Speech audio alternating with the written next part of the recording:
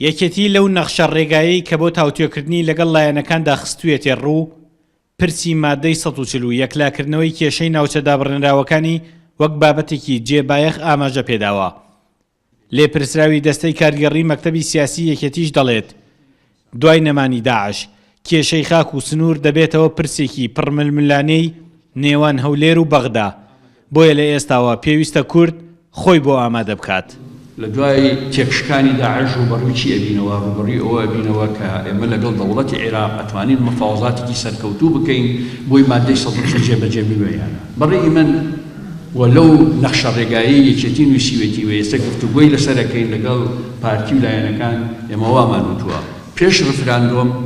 وا باشە ئێمە لەگەڵ بەغا بەڕاستی ئەبێ لەسەر ناوچە کێشە لەسەرەکان جددیتر بین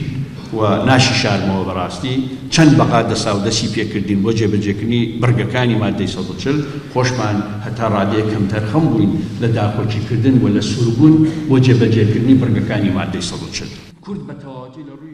مەلا بەختیار ئەوەش دەخاتە ڕوو کە کورد و سەرکردایەتیەکەی لە ڕابردوودا جۆرێک لە خەمساردیان بەرامبەر یەکلاکردنەوەی پرسی ناوچەدا بڕێنراوەکان نواندووە، بەڵام لەمەودووە کاتی ئەوە نەماوە ئەو شەڕە دەستوریە کۆتایی پێ نەهێنرێت.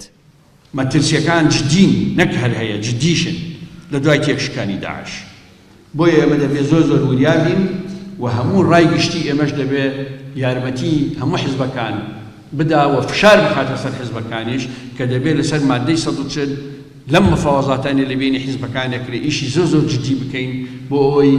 حەقی خۆمان وەربگرینەوە و ناحەقی جێبەجێ نەکردنی دەستوریش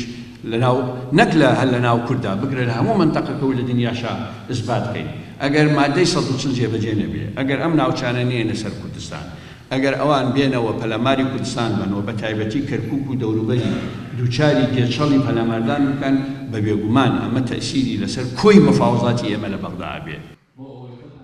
لێپرسراوی دەستەی کارگەڕی مەکتەبی سیاسی یەکێتی لە کۆڕێکی فراوانی جەماوەریدا لە کفری ئەوەشی دووپات کردەوە کە هەتا چارەنووسی ناوچە دابڕێنراوەکانی یەکلا نەکرێتەوە، ئەنجامدانی ڕێفراندۆم بۆ سربەخۆیی جێی خۆی ناگرێت. کورد لە سەرەتی ئەو شەڕەی کە سەدان ساڵە لە پێناو دیاریکردنی سنوورەکەیدا کردوویەتی ئێستا بەرەکەی بدوورێتەوە. سامان کەریم، کورد سات نیوز، کفری.